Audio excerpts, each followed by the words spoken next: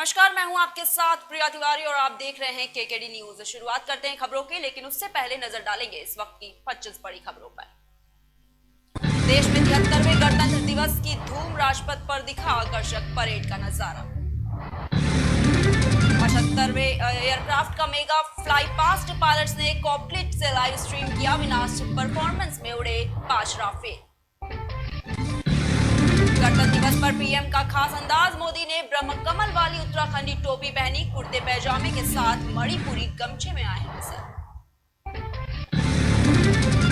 ITBP जवानों ने -40 degree Celsius में झंडा फहराया, भारत माता की जय के लगाए नारे। पद्म पुरस्कारों पर विवाद, सिंगर संध्या मुखर्जी और बुद्धदेव का सम्मान लेने से इनकार, कपिल सिब्बल ने गुलाम नबी को सम्मान मिलने पर कांग्रेस पर निशाना साधा। युद्ध छिड़ा तो तहस नहस हो जाएगा यूक्रेन, ब्रिटेन की चेतावनी, सेकेंड वर्ल्ड वॉर के बाद सबसे बड़ी तबाही होगी, वहां सिर्फ बंजर जमीन बचेगी। प्रियंका का यूपी फॉर्मूला बाकी राज्यों में फेल, कांग्रेस ने पंजाब, उत्तराखंड, गोवा और मणिपुर में 15% महिलाओं को भी नहीं दिए हैं टिकट। हेजल कीच और युवराज सिंह के घर आया नन्हा मेहमान, सोशल मीडिया पर पोस्ट शेयर कर दी जानकारी। ड्रग्स केस में घिरे मजीठिया पर हरसिमरत का बड़ा बयान, बोली भाई ने सुई जितना नशा बेचा या तस्करी की है तो। ट्रेन ब्रावो पर चढ़ा पुष्पा का खुमार, बांग्लादेश प्रीमियर लीग में विकेट मिलने पर अल्लू अर्जुन के अंदाज में किया डांस, सोशल मीडिया पर हुआ वायरल। गणतंत्र दिवस पर बोली मायावती, संवैधानिक दायित्वों से कांग्रेस बीजेपी दोनों ने मुंह मोड़ा। कुंडा की सीट जहां एक हत्या के 2 आरोपी प्रत्याशी डीएसपी जियाउल के सरेआम हत्या में आरोपी राजा भैया के सामने सपा ने गुलशन को उतारा। वहीं राजपथ पर दिखा धनुष का शौर्य, जबलपुर की जीसीएफ में बनी सेना की सबसे शक्तिशाली स्वदेशी तोप, पहाड़ से लेकर रेगिस्तान तक में बरसाती है आग। यूएन में भारत ने पाकिस्तान को जमकर लताड़ा, भारतीय प्रतिनिधि बोले सारी दुनिया पाक को आतंकवाद का स्पॉन्सर मानती है, लादेन भी यही मिले। वहीं रोहित शर्मा हुए पूरी तरह से फिट, वेस्टइंडीज के खिलाफ वनडे और टी20 सीरीज में कप्तानी के लिए तैयार, 2 दिन में हो सकती है टीम की घोषणा। अल्लू अर्जुन को एटली की फिल्म के लिए ऑफर हुए 100 करोड़ रुपए। वहीं सोनू निगम ने भारत सरकार का जताया आभार, बोले यह सम्मान मां को डेडिकेटेड है, वह यहां होती तो उनकी आंखों में आंसू होते।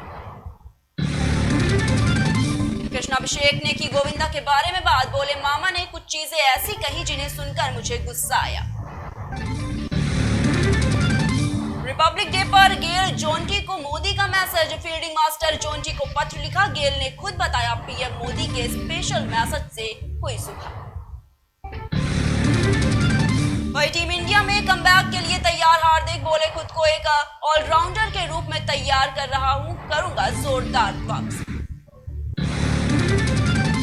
राजपथ पर बना शक्तिपथ, जमीन से आसमान तक दिखी भारत के सैन्य और संस्कृति की झलक।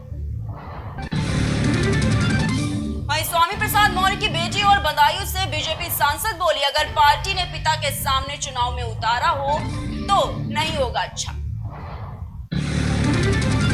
राजपथ पर वायुसेना के विमानों की गर्जना, राफेल, सुखोई, जगुआर समेत कई फाइटर जेट्स ने दिखाई धमक। शेरशाह के लिए क्रिकेट मैच जैसा था दुश्मनों से लड़ना, कारगिल युद्ध के दौरान मां से कहा था मैच खेल रहा। वहीं गणतंत्र दिवस पर आईटीबीपी जवान ने गाया गाना, सोशल मीडिया पर हो रहा है वायरल।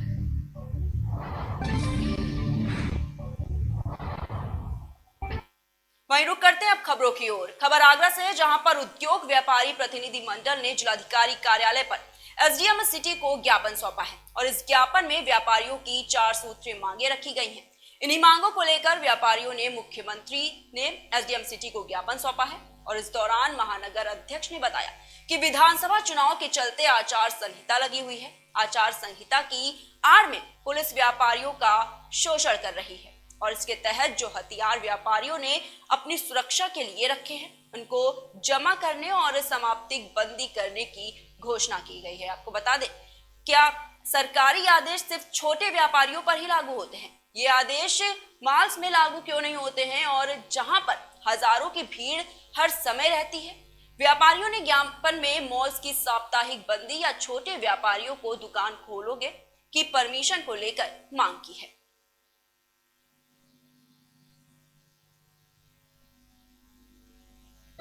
वहीं रुक करते हैं अगली खबर की ओर, जहां एक और शासन और प्रशासन मिलकर ग्राम स्वच्छता के लिए अनेकों अभियान चला रहे हैं। गांवों में स्वच्छता को लेकर एक बड़ा बजट भी खर्च किया जाता है। सरकार महिला सुरक्षा के लिए ग्राम पंचायत में सामुदायिक शौचालयों का निर्माण करा रही है। वहीं कुछ मौका परस्त पदाधिकारी बंदर बात में ही लगे हुए हैं। ऐसा ही एक मामला विकासखंड मरोरी के गोहनिया ग्राम पंचायत में भी नजर आ रहा है, जहां सामुदायिक शौचालय का निर्माण कार्य अभी पूरा नहीं हुआ है। वहां संबंधित पदाधिकारियों को पैसे की बंदर बांट की इतनी जल्दी थी कि ग्राम पंचायत में बिना शौचालय बने ही साफ सफाई करने लगे, और इसके लिए उन्होंने नियुक्त भी कर दिया गया।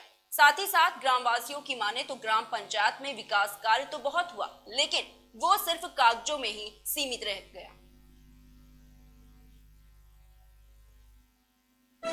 वहीं बढ़ते अगली खबर की ओर, विधानसभा चुनाव से पहले राजनीतिक उठापटक जारी है।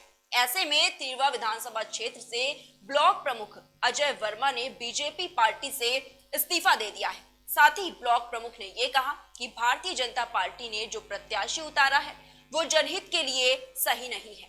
ब्लॉक प्रमुख ने कहा है कि भारतीय जनता पार्टी की कुछ खराब नीतियों की वजह से उन्होंने इस्तीफा दिया है। भारतीय जनता पार्टी नेतृत्व ने तिरवा विधानसभा में जो प्रत्याशी का निर्णय दिया है वो यहाँ के कार्यकर्ताओं की भावना के विपरीत है, जन भावना के भी विपरीत है, और इन सबकी घोर अनदेखी करते हुए और यहाँ पर टिकट घोषित किया गया है, जिससे क्षुब्ध होकर के बहुत सोच समझ करके आज मैंने पार्टी के सभी दायित्वों से और प्राथमिक सदस्यता से इस्तीफा दिया है। वहीं रीवा जिले में आए दिन अवैध आर्म्स में हो रही फायरिंग की घटनाओं को गंभीरता से लेते हुए पुलिस अधीक्षक अवैध आर्म्स सप्लायर्स को टारगेट गोपनीय जानकारी इकट्ठी कर रहे थे, और इसी दिशा में पुलिस की कई टीमें भी काम कर रही थी। हाल ही में एक युवक की सोशल मीडिया पर पिस्टल सहित फोटो वायरल हो रही थी, जिस पर बिछिया पुलिस ने तुरंत कार्रवाई करते हुए युवक की तलाश की। वहीं मुखबिर की सूचना मिली कि रीवा में अवैध आर्म्स की खरीद फरोख्त होने वाली है। सूचना को गंभीरता से लेते हुए पुलिस टीम ने मुखबिर के बताए स्थान पर पहुंचकर रेड डाल दी, जिसके बाद मौके से पुलिस ने घेराबंदी कर 5 बदमाशों को गिरफ्तार किया है। जैसा कि आप सभी लोग जानते हैं कि कभी ना कहीं से पहले जो बहुत ज्यादा होता था थोड़ा सा कंट्रोल में है, लेकिन अभी भी कुछ ऐसे असामाजिक तत्व इस तरह के लोग हैं जो मीडिया पर, व्हाट्सएप, फेसबुक या अन्य किसी सोशल मीडिया पे वेपन के साथ वहाँ फोटो डाल देते हैं, जिससे दिखाना चाहते हैं लोगों में एक अपना रॉयल रुतबा या बदमाश होने का एक चिन्ह छोड़ना चाहते हैं, लोगों को डराना चाहते हैं, समाज में दहशत फैलाना चाहते हैं। इसी तरह का एक फोटोग्राफ मिला था, और हम लोग लगातार हमारे पुलिस कप्तान को ये सूचनाएं मिल रही थी कि आसपास के क्षेत्र में वेपन के बारे में लोगों को जो बदमाश टाइप के लोगों को वेपन की खरीद फरोख्त में लगे हुए हैं और वेपन अपने पास रखना चाहते हैं, बड़ा शौक रहता है नंबर वेपन रखने में, तो उनको भी कुछ इन्फॉर्मेशन मिल रही थी। गत रात्रि में भी इस तरह की सूचना मिली कि एक फेसबुक पर, व्हाट्सएप पर, सोशल मीडिया पर जो फोटोग्राफ आया था व्यक्ति का, उसको पुलिस लगातार ढूंढ रही थी, पक्षपात कर रही थी। इसी क्रम में लक्ष्मणपुर के पास में लक्ष्मणाबाद के पास एक सूचना आने पर थाना प्रभारी को हमारे विषय ऐसा रजनीश सिंह को उनको जानकारी मिली, वहाँ पर 4-5 लोगों का एक गैंग है जो हथियारों की खरीद फरोख्त में लगा हुआ है। इस तरह से वो वहाँ पर सूचना को उन्हें तस्दीक की, वरिष्ठ अधिकारियों को बताया, एसपी साहब को बताया, और एसपी साहब के द्वारा हमारे सीएसपी साहब शहर के और थाना प्रभारी की टीम के साथ वो उनको वहाँ लगातार नजर रखकर उनको घेराबंदी करके पकड़ने के लिए लगाया गया। थाना प्रभारी और उनकी टीम के द्वारा मौके पर पहुंचकर देखा गया, और जब ये पुलिस को एकदम से वहाँ अपने आसपास देखते तो उन्होंने भागने का प्रयास किया, लेकिन थाना प्रभारी और उनकी टीम के द्वारा घेराबंदी करके सभी लोगों को पकड़ा गया। पकड़े गए आरोपियों में से 5 आरोपी वहाँ पर मिले, जिनकी उम्र लगभग 21 से 19 साल के आसपास की है। इसमें से एक आरोपी युवा पीछे थाना क्षेत्र के तिरोड़ा मंदिर के पीछे का रहने वाला है और बाकी चारों आरोपी सतना जिले के हैं। इन चारों आरोपियों से ये 3 नंग पिस्टल मिली 32 बोर की, जिसमें लोडेड कारतूस भी थे। एक देसी कट्टा मिला 12 बोर का, 4 जिंदा कारतूस मिले 12 बोर के, एक बुलेट मोटरसाइकिल, एक हीरो होंडा स्प्लेंडर मोटरसाइकिल, एक स्कूटी और 5 नग मोबाइल मिले हैं। 32 बोर की जो पिस्टल के 4 कारतूस मिले हैं। इन आरोपियों के नाम है हनी पांडे, पिता धनकुमार प्रसाद पांडे, 19 वर्ष, निवासी तिरंगा मंदिर के पीछे बड़ौरा टोला थाना पीछे। दूसरा आरोपी शशांक पांडे, 21 वर्ष उम्र है इसकी, ये सिविल लाइन जिला सतना का रहने वाला। तीसरा शिवराज सिंह उर्फ सिद्धू, ये भी सिविल लाइन सतना का रहने वाला, इसकी उम्र भी 19 साल है। चौथा मोहम्मद अजमल, इसकी उम्र 21 वर्ष है और ये भी सिविल लाइन सतना का रहने वाला। पांचवा आरोपी हिमांशु, 19 वर्ष उम्र इसकी भी है, ये नागौर जिला सतना का रहने वाला। इसमें हमारी पुलिस टीम के सदस्यों में जिसने सबसे बेहतर काम किया है थाना प्रभारी मुखिया जगदीश सिंह ठाकुर, सब इंस्पेक्टर किरण कांगले, एएसआई ऐसा नगर, प्रधान आरक्षक जय सिंह, महेंद्र पाठक, अश्विनी शुक्ला, आरक्षक देवराज सिंह, दिलीप, सुफल द्विवेदी, केशव प्रसाद तिवारी, सैनिक राम सिया, इन्होंने सराहनीय भूमिका निभाई है और इसके लिए इनको पुरस्कृत किया जाएगा। इसमें 307 रजिस्टर हुआ था और उसके बाद से उसमें आरोपी की पतासाजी भी की गई। वो आरोपी बदमाश टाइप के थे, उनका कुछ रिकॉर्ड भी था पुराना, साथ ही वो एक समाज के लिए खतरा पैदा कर रहे थे, तो उनका एनएसए किया गया। एनएसए करने के बाद उनको पकड़ा गया, पकड़ने के बाद उनको फिर देखा गया कि इसमें एक ढाबा संचालक भी है जिसके द्वारा ढाबा संचालित किया जाता है, जिसके ढाबे के पास में वो झगड़ा हुआ था, इसमें उस व्यक्ति की मौत हुई थी। इसके कारण से उसके ढाबे को भी जो अवैध रूप से निर्माणाधीन था उसको भी तोड़ा गया है। जो एनएसए किए गए वो आरोपियों के नाम है हिमांशु शुक्ला, निवासी अमना थाना हनुमना, शुभम शुक्ला 29 वर्ष, वहाँ का रहने वाला है। तीसरा आरोपी दिलीप द्विवेदी, सैलागला थाना हनुमना का रहने वाला है और चौथा राजेश यादव उर्फ पल्लू, 24 वर्ष, ये भी वहाँ का रहने वाला है। इन 4 आरोपियों को एनएसए में किया गया और बाद में इनको 302 के अपराध में गिरफ्तार किया गया थाना प्रभारी द्वारा। सर कब का मामला था, कब हत्या हुई थी? ये मारपीट हुई थी ऐसे 2 दिन पहले, उसमें 307 रजिस्टर हुआ था पहले, उसके बाद घायल की मौत हो गई थी अस्पताल में, 302 तक का इजाफा हुआ। उसी में इन जो आरोपी थे एक दिन की तलाश भी जारी थी, दूसरा के एनएसए हो गया उसी समय, एनएसए उनको फिर अरेस्ट किया गया तो फिर 302 में गया। वहीं रीवा कलेक्टर डॉक्टर इलायराजा ने टीने छात्रावास के 2 अधीक्षकों और चौकीदार को तत्काल प्रभाव से निलंबित कर दिया है। जी हां, आपको बता दें कि कलेक्टर ने छात्रावासों में आकस्मिक निरीक्षण किया था, जिस दौरान व्यवस्था में कमियां पाई गई थी। छात्रावासों में अव्यवस्था और साफ सफाई की कमी सहित कई लापरवाहियों के आरोप में कलेक्टर ने छात्रावास अधीक्षकों और चौकीदार को निलंबित किए जाने का आदेश जारी किया है। बता दें कि वही निलंबन के बाद छात्रावास के अधीक्षक की हार्ट अटैक के चलते मौत हो गई, जहां परिजन ने हॉस्पिटल में हंगामा मचा दिया, जिसके बाद समझा बुझा कर मामले को शांत कराया गया। की सूचना हम लोगों को प्राप्त हुई है, तो इनके संबंध में पूर्व में दिसंबर 2016 में एक मामला आया था जब बहुत सारे छात्रों ने आकर इनके विरुद्ध शिकायत की थी। तो उसके बाद डीओ ट्राइबल से हम लोग ने जांच कराई थी और एसडीएम साहब खुद गए थे उस जांच में।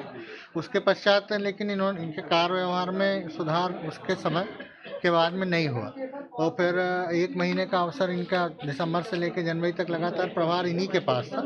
लेकिन फिर पुनः अभी जब 2022 में 16-17 जनवरी को कलेक्टर साहब के पास फिर से इनकी शिकायत आई और पुनः इनकी जांच की गई, लेकिन क्योंकि इनके कार्य व्यवहार में कोई सुधार नहीं था तो फिर उनके विरुद्ध कार्रवाई का निर्देश दिया गया था, उनको निलंबित किया गया था। और पूर्व में भी उनको अपने सेवा काल के दौरान पिछले अवधि में 3 बार उनका निलंबन हुआ है, 2 बार उनकी डी हुई है। हम लोगों का उद्देश्य उनका सुधार करते हुए बेहतर ढंग से कार्य कराना था, लेकिन उनका मतलब अभी चार्ज भी उन्होंने हस्तांतरित नहीं किया था इतने दिनों के पश्चात। हालांकि ये मामला अब ऐसा पता चल रहा है, लेकिन इन दोनों तथ्यों का एक दूसरे से कोई संबंध नहीं है। घर वालों का आरोप है कि कलेक्टर ने जब निलंबन किया था आदेश मिलते ही उसकी वजह से उनका तबीयत बिगड़ी है। नहीं, ये निलंबन तो उनका पहले से ही दिसंबर का, जैसे मैंने आपको बताया कि दिसंबर की शिकायत पर जांच हुई थी और दिसंबर के पश्चात 1 महीने पश्चात भी उन्होंने कोई कार्य व्यवहार में अपने सुधार नहीं किया था। वो पूर्व में भी निलंबित रहे। यदि कोई ऐसी बात होती तो मतलब मेरे ख्याल से इन दोनों तथ्यों कोई संबंध नहीं है और हमेशा इस प्रकार का जब भी कोई बात या प्रयास होती है तो उद्देश्य निश्चित रूप से सुधार ही होता है। वो भी हमारा कर्मचारी था, हमारे परिवार का सदस्य था। परिजन सर जिला कलेक्टर और जिला संयोजक पर कार्रवाई की मांग कर रहे हैं। परिजनों का तो मैं नहीं कह सकता, लेकिन जो वस्तु स्थिति और तथ्य मैंने आपको बताया तो ऐसा पहली बार नहीं था कि उनका निलंबन हुआ हो, डी भी उनका हुआ हो। जो बाकी अब क्योंकि उनका निधन हो गया, जो प्रशासनिक तौर पर जो भी कार्रवाइयाँ होती हैं उसमें तो कोई बात है ही नहीं। जिस तरह का वो रहता है उसी तरह से व्यवहार सामान्य रूप से किया जाएगा। लेकिन मेरा यही निवेदन है कि इन दोनों तथ्यों का एक दूसरे से कोई संबंध नहीं है। उनका कहना है सर कलेक्टर कार्यालय के बाहर धरना देंगे कुछ देर। देखिए, ऐसी स्थिति हम लोग नहीं आने देंगे। हम लोगों की जो जिम्मेदारी है वो हम लोग खुद से आगे बढ़कर पूरा। वहीं चकबंदी सीओ एक मामला हाईकोर्ट के स्थगन आदेश को नकारते हुए पूर्वादेश को पारित कर दिया गया है। जी हां, आपको बता दें कि ये मामला तहसील अकबरपुर के बावनपुर गांव का है, जहां पर विश्वनाथ बनाम राष्ट्रपति का मामला बंदोबस्त चकबंदी अधिकारी के समक्ष चल रहा था। और इसी बीच प्रार्थी विश्वनाथ ने इलाहाबाद हाईकोर्ट में अर्जी दी थी, जहां हाईकोर्ट ने सुनवाई करते हुए चकबंदी अधिकारी को निर्देशित करते हुए स्थगन आदेश पारित किया था।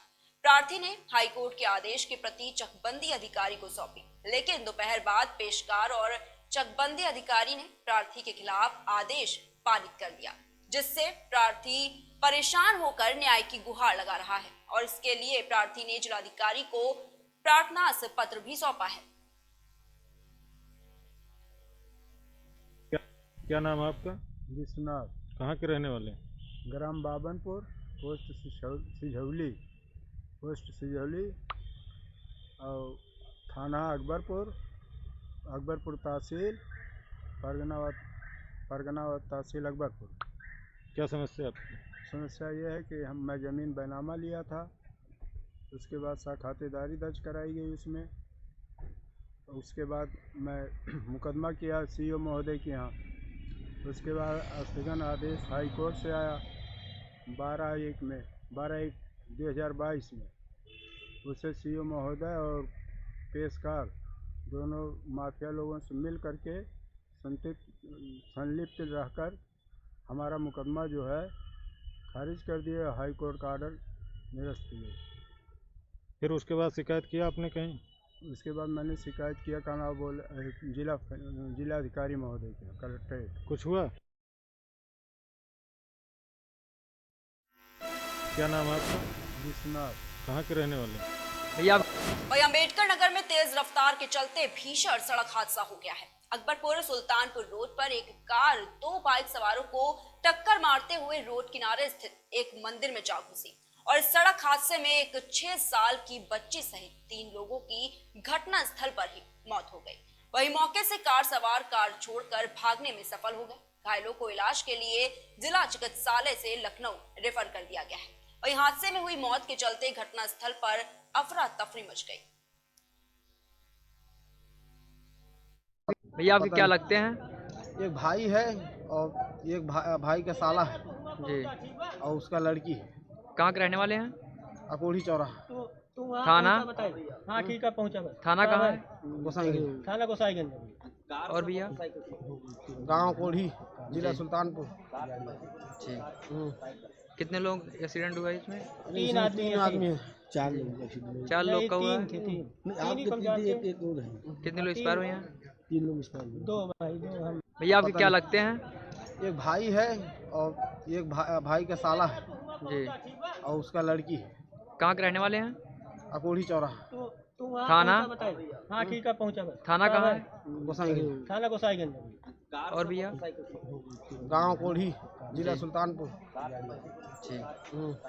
कितने लोग एक्सीडेंट हुआ इसमें? तीन आदमी हैं। 4 लोग। 4 लोग का हुआ है? तीन थे। एक दो नहीं, कितने लोग एक्सपायर हुए हैं? 3 लोग एक्सपायर हुए। दो। वहीं मानिकपुर तहसील में उपजिलाधिकारी ने ध्वजारोहण कर दृढ़ संकल्प की शपथ दिलाई है। आज जहां देश में 73वां गणतंत्र दिवस मनाया जा रहा है, वहीं इस पावन अवसर पर मानिकपुर में जगह जगह ध्वजारोहण किया गया है और नगर पंचायत मानिकपुर में नगर पंचायत अध्यक्ष, सामुदायिक स्वास्थ्य केंद्र में अधीक्षक और वन विभाग में रेंजर ने ध्वजारोहण किया। इस दौरान कोरोना गाइडलाइन के साथ गणतंत्र दिवस मनाया गया और इसके अलावा सभी सरकारी और गैर सरकारी संस्थानों में ध्वजारोहण कार्यक्रम का आयोजन किया गया।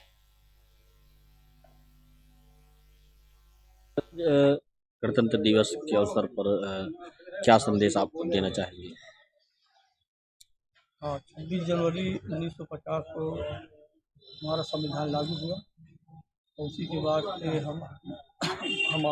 हम लोग के बीच जो नियम कानून हुए हमारे द्वारा बनाए गए हैं, डॉक्टर भीमराव अम्बेडकर द्वारा गठित हुई थी, उनके द्वारा जो संविधान बनाया गया वही संविधान हमारे लागू हुए। हमारा देश स्वतंत्र हुआ और हमारी सरकार लागू हुई, उसमें हमें पूरा अधिकार मिला, मताधिकार हमारी पूरी जनता को मिला। और मैं यही संदेशा देना चाहता हूँ बड़े क्षेत्रवासियों को कि वृक्षारोपण से संबंधित इनको जागरूकता हो और वृक्षों कटान कम हो और बच्चों संबंध में ये महत्व को समझें, जिससे हमारा पर्यावरण और अच्छा रहे। वहीं अगली खबर अमरोहा से है, जहां पर आदमपुर थाना क्षेत्र के गांव मुरेठा में बीते दिनों एक छात्र की गोली मारकर हत्या कर दी गई थी। सीओ और अपर पुलिस अधीक्षक ने घटना का मुआयना किया था और अज्ञात हत्यारों के खिलाफ हत्या का मुकदमा भी दर्ज किया था। साथ ही घटना के खुलासे के लिए पुलिस टीमों को लगा दिया गया था। काफी जांच पड़ताल के बाद पुलिस ने मंगलवार को हत्याकांड का खुलासा कर दिया है। बताया जा रहा है कि छात्र की हत्या उसके सगे बड़े भाई ने अपने दोस्त के साथ मिलकर की थी। वहीं मृतक के भाई ने संपत्ति के लिए उसकी हत्या कर दी। पुलिस ने दोनों आरोपियों को गिरफ्तार कर घटना का खुलासा किया है। थाना अध्यक्ष ने बताया कि पुलिस ने दोनों आरोपियों को गिरफ्तार कर लिया है। साथ ही उनके कब्जे से एक तमंचा और खोखा कारतूस भी बरामद किया है।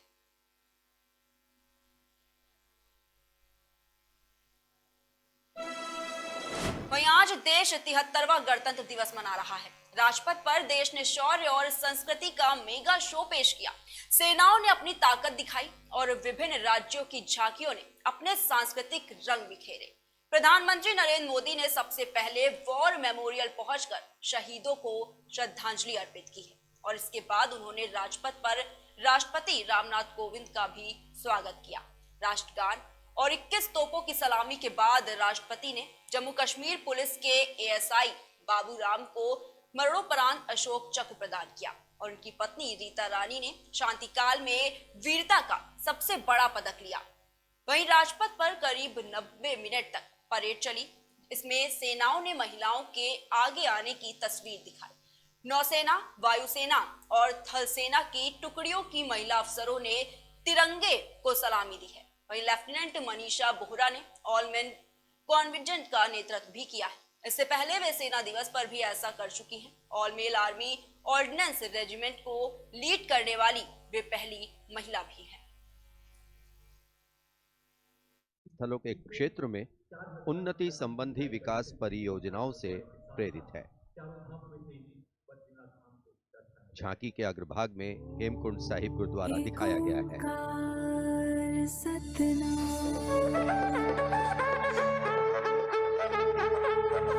नारायण है बसे जहाँ पर गुरु गोविंद ने किया है ध्यान।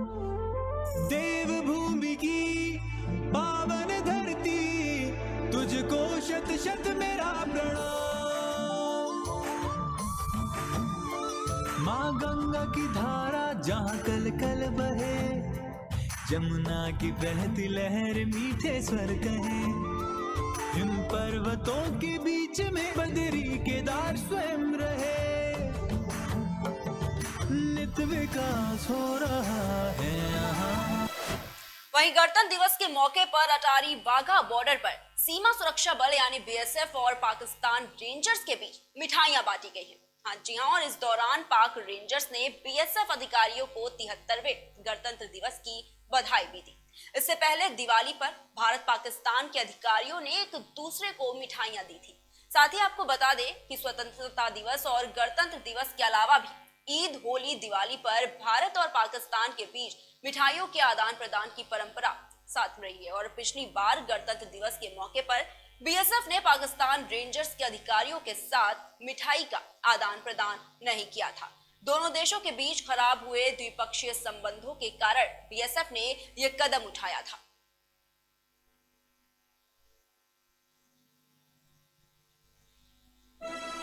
वहीं लद्दाख में भारत तिब्बत सीमा पुलिस आईटीबीपी के जवानों ने 15,000 फीट की ऊंचाई पर भारत का 73वां गणतंत्र दिवस मनाया।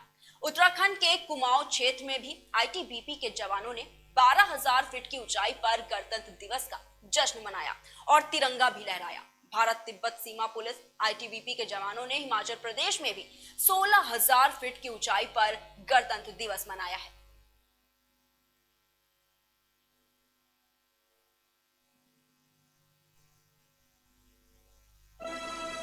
वहीं राजपथ पर राष्ट्रपति रामनाथ कोविंद ने परेड की सलामी ली। राजपथ पर राष्ट्रपति, प्रधानमंत्री, रक्षा मंत्री और अन्य गणमान्य व्यक्तियों की मौजूदगी में देश की ताकत और संस्कृति की एक भव्य परेड का आयोजन किया गया। वहीं सबसे महत्वपूर्ण और खास पल वो रहा जब आजादी के अमृत महोत्सव की झांकी में सुभाष चंद्र बोस की झांकी नजर आई। नेताजी की झांकी का राजपथ पर दिखना हर भारतीय के लिए एक गर्व की बात साबित हुई। वहीं पश्चिम बंगाल सरकार गणतंत्र दिवस के परेड में नेताजी की झांकी को शामिल कराना चाहती थी, लेकिन केंद्र सरकार ने इसको रिजेक्ट कर दिया था, जिसके बाद उन्होंने नरेंद्र मोदी सरकार पर निशाना साधा था। वहीं आज राजपथ पर नेताजी की झांकी ने एक अलग ही तस्वीर बयां कर दी। बता दें कि पीएम मोदी ने 23 जनवरी को नेताजी सुभाष चंद्र बोस की होलोग्राम प्रतिमा का अनावरण किया। सुभाष चंद्र बोस का जन्म 23 जनवरी 1897 में हुआ था।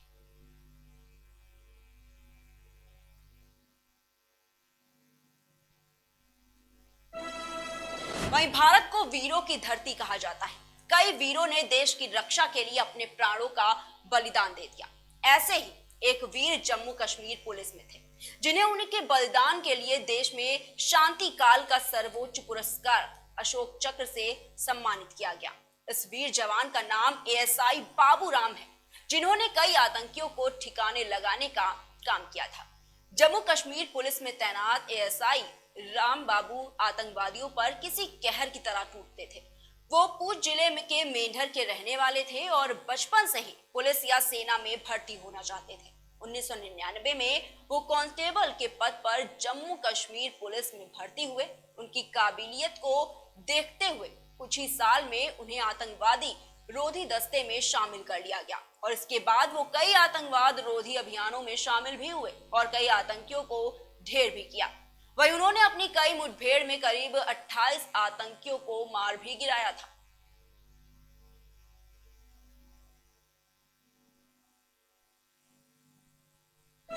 फिलहाल की खबरों में इतना ही। देश और दुनिया की तमाम बड़ी खबरों को देखने के लिए देखते रहिए केकेडी न्यूज।